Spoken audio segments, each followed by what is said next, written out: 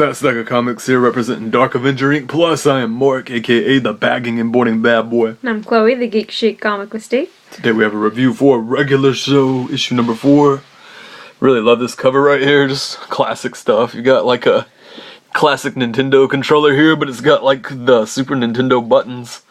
It looks like on it, yeah, just the keyboard from Regular Show that they've had in a past episode and in a past comic as well, I think. Or maybe it was just on the cover in the past. 3D glasses, old cool cassette tapes. I just think this is just a really artistic, cool cover with Mordecai and Rigby on it. Just really awesome. And there's the inside, every issue of Regular Show is just awesome. This just really captures the true essence of how great the show is, the true awesomeness of how great the show is. We're a Regular Show fanboy and fangirl. Otherwise we wouldn't be picking up the comic, obviously. But love the show, love the comic, and this is just so much fun, just so funny. We were both saying, reading it, how much we can just really just hear the characters' voices as we're reading it. And this starts off with Rigby trying to balance a rake. I know it's Mordecai's balancing a rake on his finger, and then Rigby tries, and he's not that good at it. And then Muscle Man shows up, and he tries. Just the mere appearance of Muscle Man cracks me up. He didn't even have to say anything. I just think Muscle Man is just hilarious. That's Muscle Man there. If you don't follow Regular Show, which you're totally missing out if you don't. But they're messing around with that, and he ends up. Muscle Man's not good at balancing the rake, and they're like laughing at him, and then Muscle Man disses Mordecai's hair, and Mordecai's hair is looking kind of rough.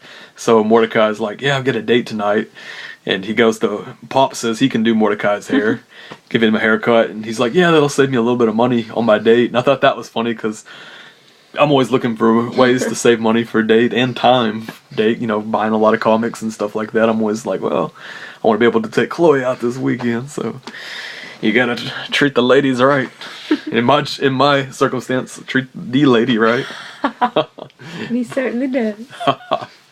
Thank you. But I thought that was really cool. He's like, yeah, you cut my hair. It'll save me a little money for my date tonight that he has with this girl. So Skips finds out that Pops is doing Mordecai's hair, and he's like, oh gosh.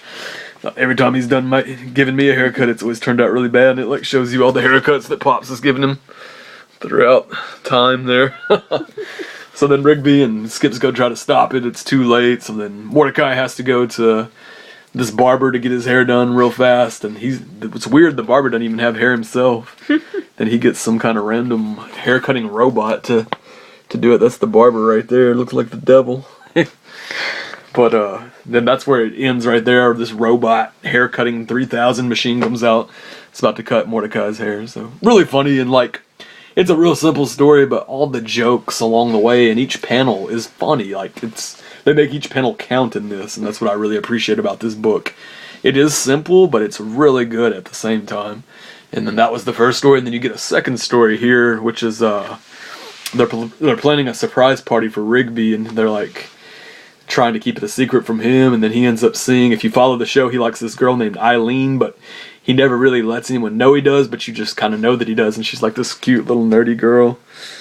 And I'll show you a picture of her. She's so cute. I think she might be a squirrel, actually. Is she a squirrel, too? I think she's a squirrel. She might be. I don't think she has a tail, though, does she? I thought she had a tail. I don't think she has a tail. I think she's human. Oh, yes, she does have a tail right there. Oh, okay. She might be a beaver or something, yeah. Yeah, she's probably a beaver. But that's Dawn. If you follow the show, there's an episode where we meet Rigby's brother, Dawn.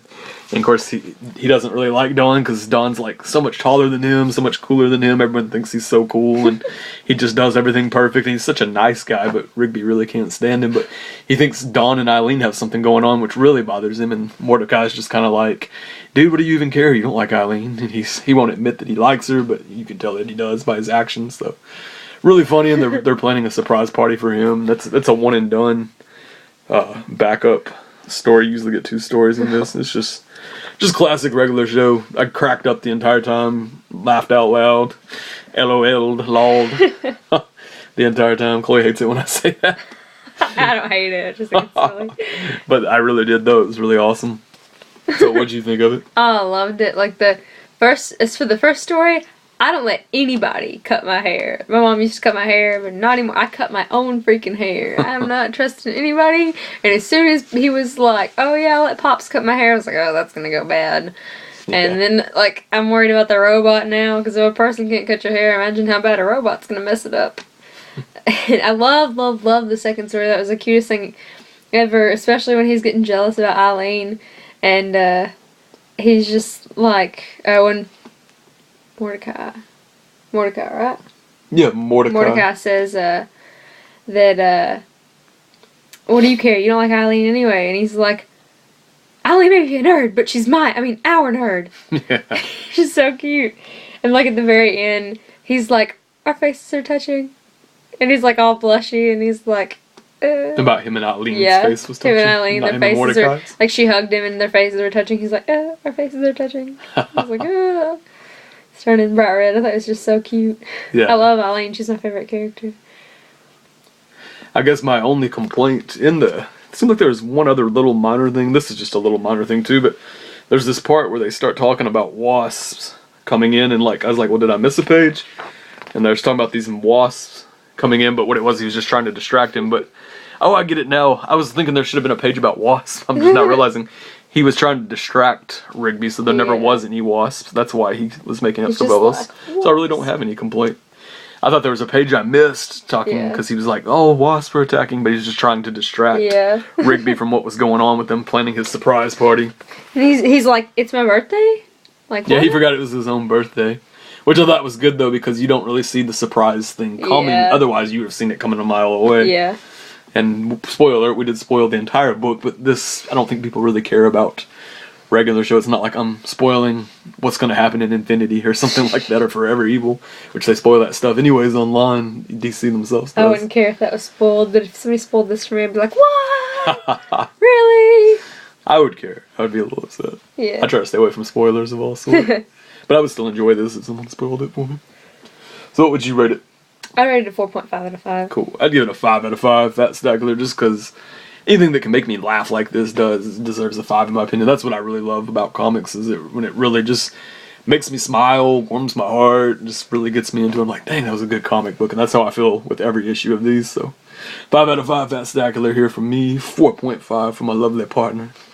And until next time, everybody stay action-packed. And make your stack be fat. Yeah.